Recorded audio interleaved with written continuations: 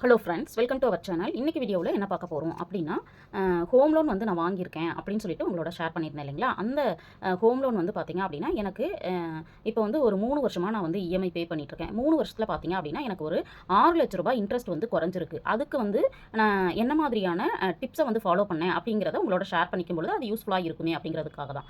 வாங்க வீடியோக்குள்ளே போவோம். என்னுடைய ஹோம் லோன் பார்த்தீங்க அப்படின்னா எவ்வளோ அப்படின்னு பார்த்தீங்கன்னா, நான் வந்து வாங்கினது 30 lakhs வந்து நான் வாங்கியிருக்கேன்.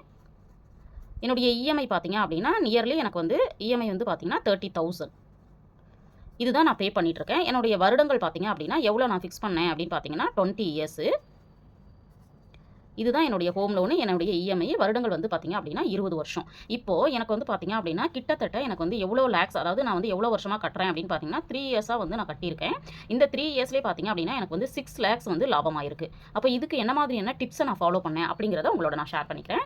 6 lakhs எனக்கு வந்து சேவ் ஆகிருக்கு. அது இல்லாமல் பார்த்தீங்க அப்படின்னா எங்களுடைய டென்யூர் பார்த்தீங்க அப்படின்னா, இப்போ வந்து நான் 20 வருஷம் இருந்தது. இப்போ வந்து இந்த 6 lakhs சேவ் ஆனதுனால எனக்கு இன்னும் வந்து 11 வருடங்கள் கட்டினா போதும் அப்படின்னு சொல்லிட்டு மாறி இருக்கு. இதுக்கு பார்த்தீங்க அப்படின்னா நான் சில டிப்ஸை வந்து ஃபாலோ பண்ணேன். அதை ஒன் பை ஒன்னாக உங்களுக்கு நான் வந்து ஷேர் பண்ணுறேன். ஃபஸ்ட்டு வந்து நான் பண்ணது என்னன்னு பார்த்தீங்கன்னா, ஃபஸ்ட்டு நான் பண்ணது ப்ரீபேமெண்ட்டு.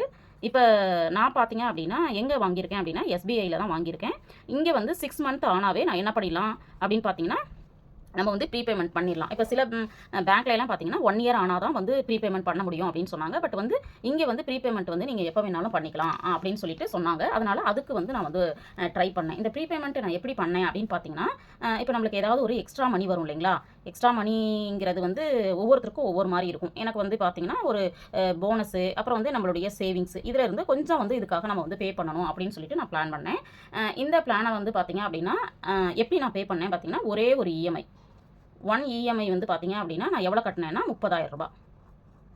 இது வந்து பார்த்தீங்கன்னா அந்த ஃபஸ்ட் இயர்லேயே வந்து நான் பே பண்ணிட்டேன். இதுதான் 1 இஎம்ஐ வந்து ₹30,000 நான் வந்து பே பண்ணேன். இது வந்து எக்ஸ்ட்ரா பே பண்ணேன். இப்போ எக்ஸ்ட்ரா பே பண்ணும்போது என்ன ஆகுது அப்படின்னு பார்த்தீங்கன்னா, நம்மளுடைய அமௌண்ட் வந்து 30 லட்சமாக இருக்குது இல்லைங்களா? இந்த 30 லட்சம் இது வந்து அசலில் போய் கழியும்.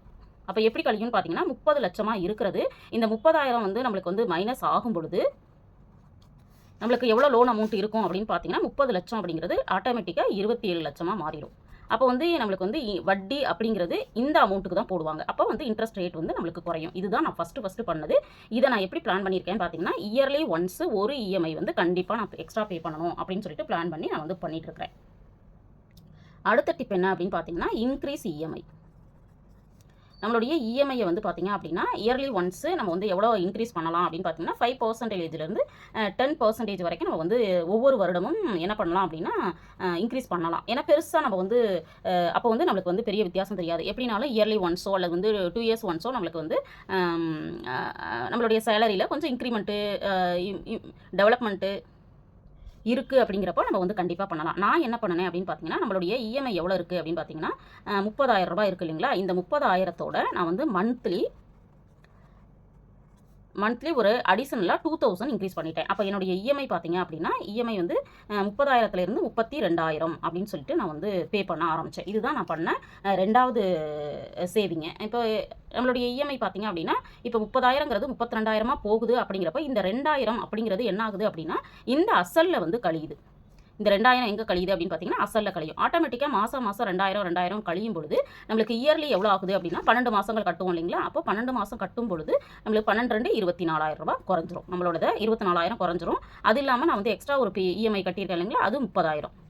அப்போ டோட்டலாக பார்த்தீங்க அப்படின்னா 30, 24 54,000 நான் வந்து கூடுதலாக நான் வந்து அசலில் குறையிற மாதிரி கட்டியிருந்தேன். அதனால தான் இந்த 3 வருஷத்தில் பார்த்தீங்கன்னா எனக்கு கிட்டத்தட்ட ₹6,00,000 வந்து சேவ் ஆகிருக்கு. இந்த 2 டிப்ஸும் வந்து கண்டிப்பாக நம்ம வந்து ஹோம் லோன் வச்சிருக்கிறவங்க பண்ணுறதுக்கு இந்த மாதிரி நம்ம வந்து இந்த 2 டிப்ஸ், அதாவது எக்ஸ்ட்ரா பேமெண்ட் வந்து நம்ம பண்ணுறது, ப்ரீபேமெண்ட் வந்து நம்ம வந்து கையில் பணம் இருக்க போது கட்டுறது, இந்த ஒரு விஷயம். ரெண்டாவதாக பார்த்தீங்கன்னா நம்மளுடைய இஎம்ஐ அமௌண்ட்டிலேருந்து இன்க்ரீஸ் பண்ணி கட்டுறது. இது 2யும் பண்ணும் பொழுது ஆட்டோமேட்டிக்காக என்ன ஆகும் அப்படின்னா நம்மளுடைய கட்ட வேண்டிய டென்யூர் இருக்கு இல்லைங்களா?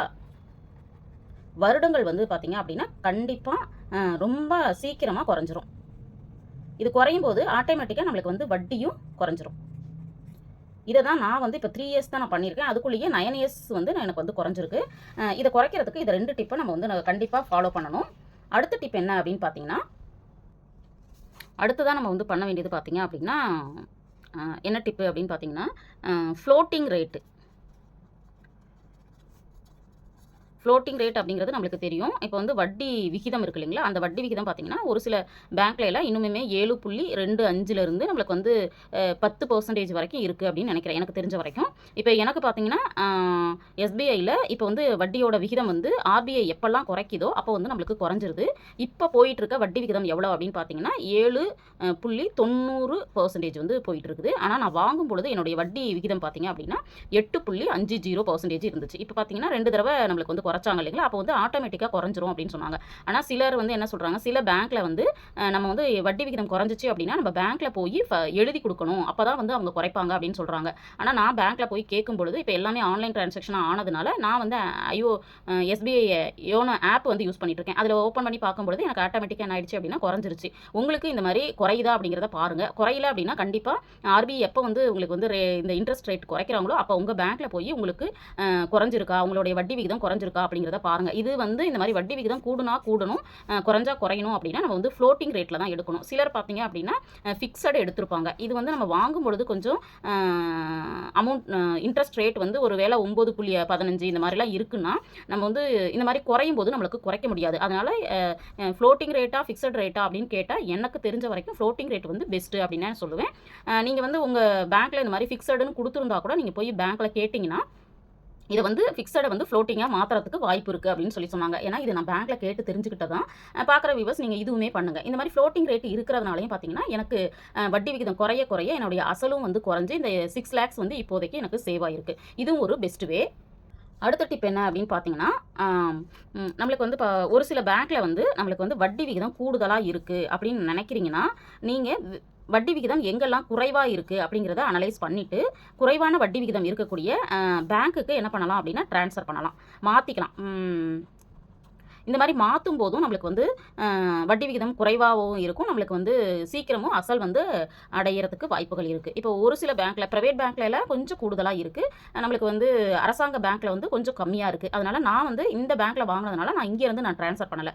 சப்போஸ் பார்க்குற வியூவர்ஸ் யாராவது ஹோம் லோன் வந்து எடுத்துருக்கிறப்போ உங்களுக்கு வட்டி விகிதம் வந்து கொஞ்சம் கூடுதலாக இருக்குன்னு தோணுச்சுன்னா நீங்கள் என்ன பண்ணுங்கன்னா உங்கள் பேங்க்லேருந்து எந்த பேங்க்கில் வந்து வட்டி விகிதம் குறைவாக இருக்கோ அதுக்கு மாற்றிக்கோங்க. ஆனால் மாற்றுறதுக்கு முன்னாடி நம்ம கவனிக்க வேண்டியது பார்த்தீங்கன்னா ப்ராசஸிங் ஃபீஸ். இந்த ப்ராசஸிங் ஃபீஸ் ரொம்ப கூடுதலாக இருக்குது அப்படின்னா நீங்கள் மாற்றாதீங்க. ஏன்னா சில பேங்க்கில் வந்து ப்ராசஸிங் ஃபீஸ் இல்லாமலே வந்து மாற்றிக்கலாம்னு சொல்கிறாங்க, சில பேங்க்கில் ப்ராசஸிங் ஃபீஸு கட்டணும்னு சொல்கிறாங்க. இதை வந்து நீங்கள் உங்கள் பேங்க்கை வேறு பேங்க்குக்கு ஹோம் லோனை மாற்றணும்னு நினைக்கிறீங்கன்னா அதுக்கான ப்ரொசீஜர் என்ன அப்படிங்கிறத உங்கள் பேங்க்லேயும் நீங்கள் எந்த பேங்க்கில் மாற்ற போகிறீங்களோ அந்த பேங்க் ரெண்டையும் நல்லா விசாரிச்சுட்டு அதுக்கப்புறம் இதை பண்ணுங்கள். ஆனால் நான் பண்ணலை. இதை பண்ணும் பொழுதும் நம்மளுக்கு வந்து வட்டி விகிதங்கள் குறையும், லட்சக்கணக்கில் சேமிக்க முடியும். இப்போ இந்த 4 டிப்ஸை நான் ஃபாலோ பண்ணதுனால தான் பார்த்தீங்கன்னா என்னால் இவ்வளோ அமௌண்ட்டு சேமிக்க முடிஞ்சு.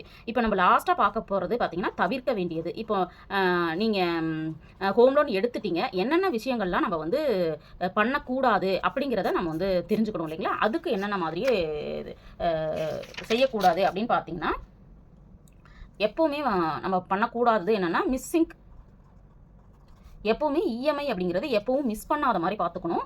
ஒரு முறை நம்மளுக்கு மிஸ் ஆயிடுச்சு அப்படின்னாலுமே அதுக்கு அதனால் அந்த விஷயத்தையும் நம்ம பண்ணாத இருக்கிற மாதிரி நம்ம பார்த்துக்கணும். இந்த சின்ன சின்ன விஷயங்களை மட்டும் நம்ம பண்ணாவே நம்மளுக்கு ஆட்டோமேட்டிக்காக பார்த்தீங்கன்னா வட்டி வந்து சீக்கிரமாக வட்டி வந்து பார்த்தீங்க அப்படின்னா குறையும். அது இல்லாமல் நம்ம சீக்கிரமாகவும் கட்டி முடிக்க முடியும். இதெல்லாம் தான் நான் இப்படி பண்ணியிருக்கேன்.